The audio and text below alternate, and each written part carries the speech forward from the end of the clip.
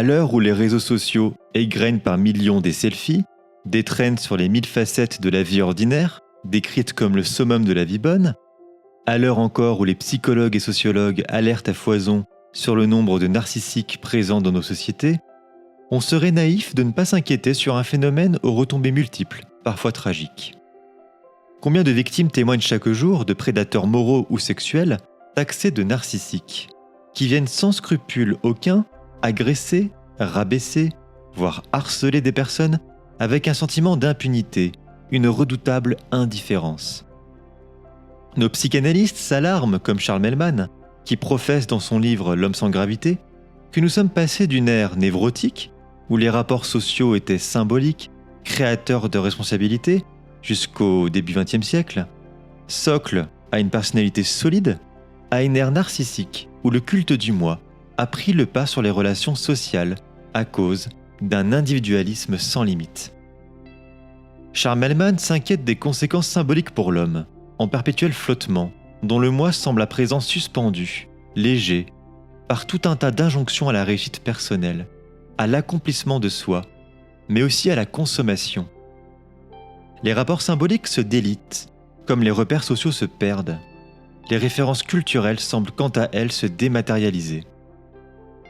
Le personnage de Mildred dans Fahrenheit 451 de Ray Bradbury montre avec éclat combien cette dernière se contrefiche du sort des autres, en considérant qu'une de ses voisines, qui a accepté de mourir avec ses livres, le méritait pour avoir contrevenu à la loi qui est d'être interdit de posséder des livres dans une société dystopique qui prône l'abrutissement des masses. Devant cet exposé sans appel, le narcissisme ne serait pas un accident, un phénomène isolé, mais un processus qui irrigue toute notre société. Nous sommes alors accrédités à nous demander « sommes-nous tous narcissiques ?» Le narcissisme est un concept complexe et multidimensionnel, qui a suscité l'intérêt de nombreux penseurs dans des domaines variés, tels que la psychologie, la psychanalyse, ou encore la sociologie et même la culture contemporaine. Il fait référence à une préoccupation excessive de soi, à un besoin constant de validation et un manque d'empathie pour les autres. Bien qu'il soit un phénomène présent à différents stades du développement humain, il peut se manifester de manière pathologique, affectant profondément la vie personnelle et sociale des individus. Cet exposé va passer en revue les théories majeures du narcissisme, en commençant par ses origines jusqu'aux perspectives plus modernes. On peut tout d'abord évoquer les origines du concept de narcissisme. Les origines, car en effet le concept de narcissisme trouve ses racines dans la mythologie grecque, à travers le personnage de Narcisse. Cher Narcisse, la plus célèbre illustration du narcissisme que l'on trouve dans les Métamorphoses d'Ovide, 8 siècles après Jésus-Christ. Une illustration qu'on trouve donc dans cette littérature classique, où un jeune homme d'une beauté extraordinaire tombe amoureux de son propre reflet dans l'eau.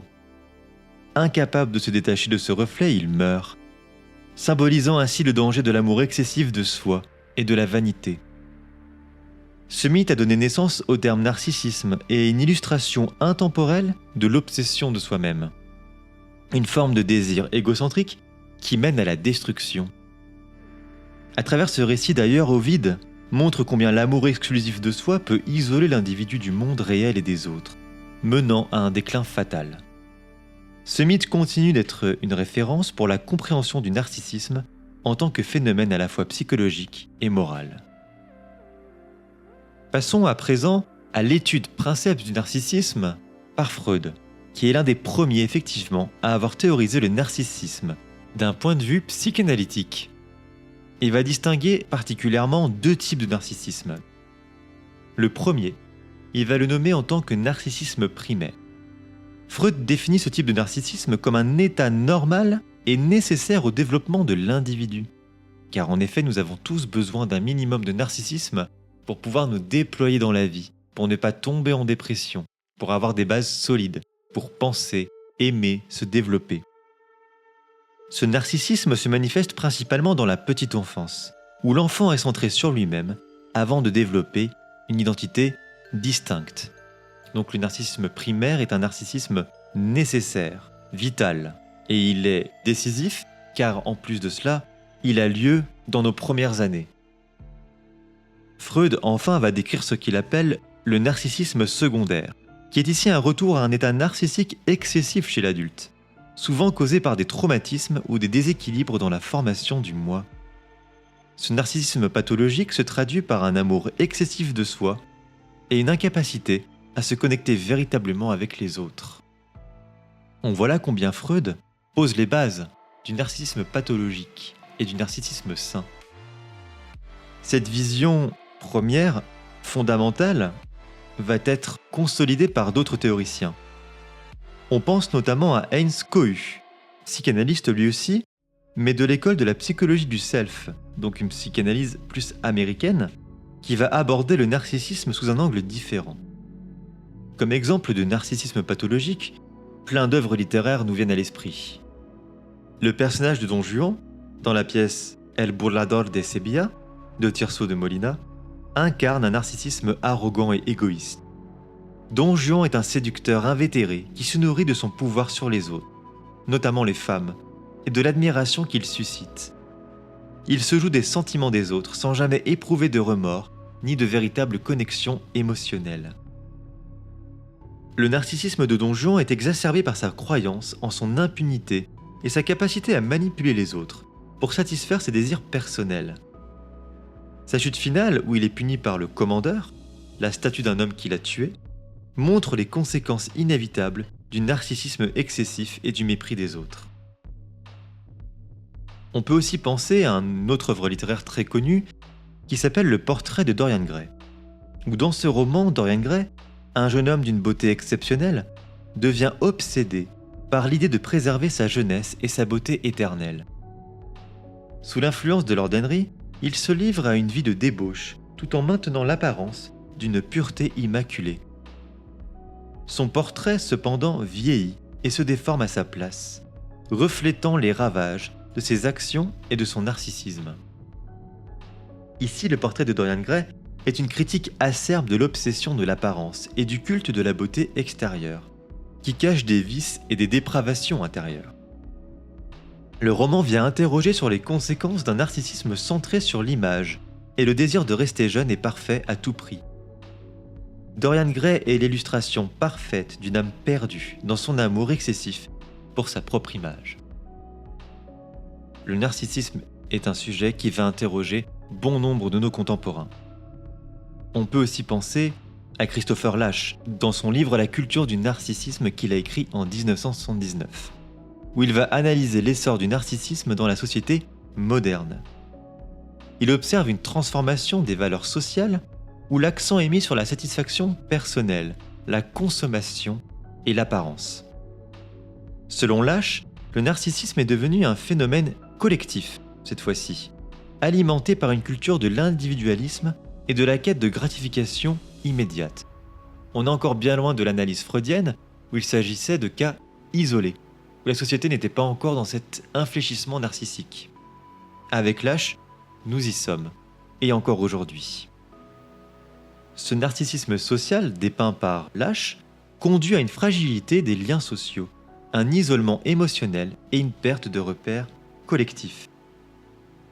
On peut penser, pour dépeindre un petit peu ce narcissisme particulier, aux Misérables de Victor Hugo, écrit en 1862. Bien que le thème principal des Misérables ne soit pas directement centré sur le narcissisme, loin s'en faut, le personnage de Javert incarne une forme de narcissisme rigide et obsessionnel. Javert est un fonctionnaire implacable, obsédé par l'ordre et la justice, qui met son propre sens de l'honneur et de la légalité au-dessus de toute autre considération humaine.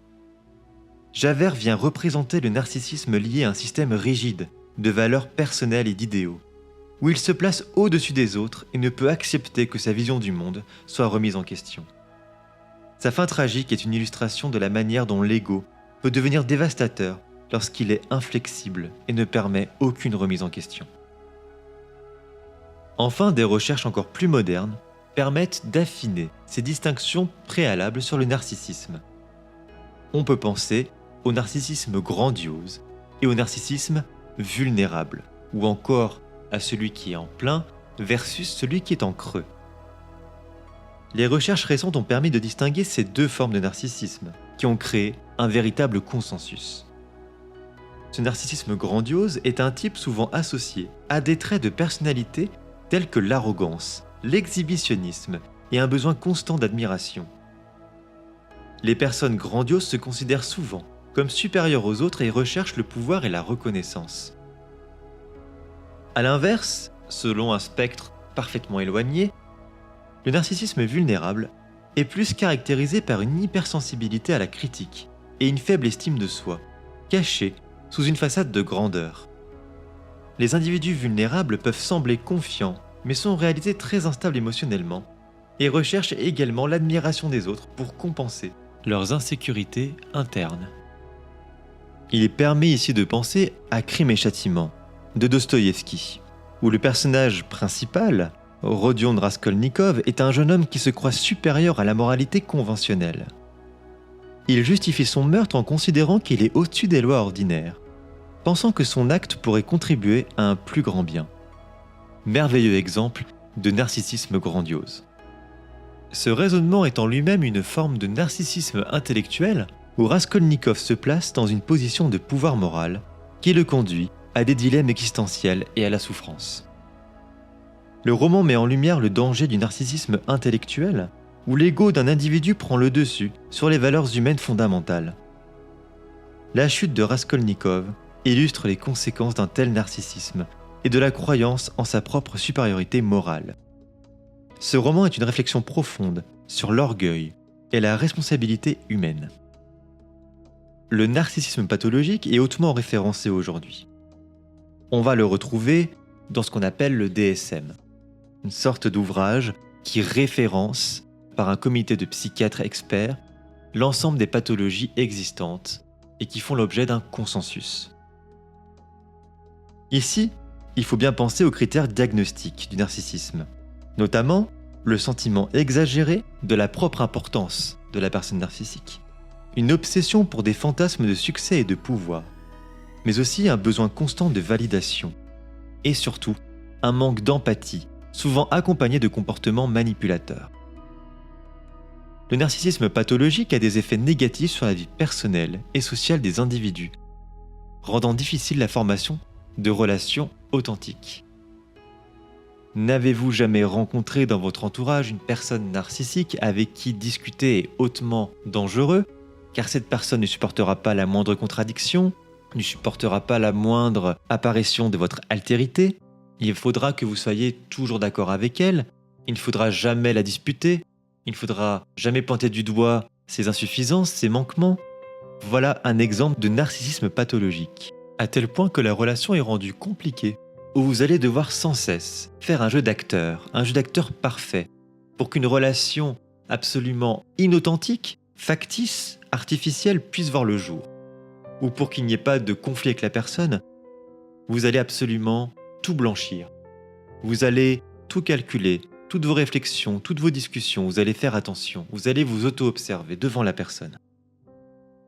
Un exposé sur le narcissisme nous semblerait incomplet si on n'abordait pas le cas des réseaux sociaux, où l'émergence de ces réseaux a modifié la manière dont le narcissisme se manifeste dans la société contemporaine. Les plateformes sociales, telles que Facebook, Instagram et TikTok, permettent une exposition constante de soi et une recherche permanente de validation à travers des likes, des commentaires et des partages. Cette culture numérique qui va amplifier les traits narcissiques, notamment la quête d'admiration et la construction d'une image idéale de soi. Les chercheurs comme Jean Twenge et Kees Campbell ont montré que cette dynamique engendre une augmentation de comportements narcissiques, notamment chez les jeunes générations.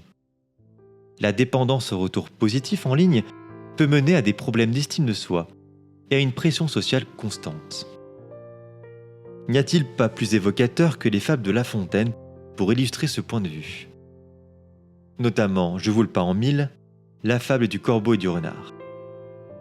Bien que cette fable ne traite pas directement du narcissisme, on en convient, dans le sens où l'entend habituellement, elle illustre néanmoins une forme de narcissisme de l'ego. Le corbeau, flatté par les compliments du renard, oublie sa prudence et laisse tomber son fromage, illustrant ainsi la vanité et la propension à se laisser séduire par les compliments et l'admiration. Cette fable vient démontrer les dangers de l'orgueil et du narcissisme, en particulier lorsque l'on accorde trop de poids à l'opinion des autres. Elle invite à la réflexion sur l'importance de rester lucide et détaché des flatteries qui nourrissent l'ego. Car en effet, beaucoup d'influenceurs ou encore beaucoup de créateurs de contenu viennent témoigner sur les plateaux télé ou encore sur les plateaux virtuels, comme YouTube, ces démonstrations de flatterie permanentes qui viennent cacher une envie de contrôle, des exigences, des caprices, où le créateur de contenu perd peu à peu sa liberté d'être, où il va devoir n'être que le reflet d'autrui, de leur demande toute puissante.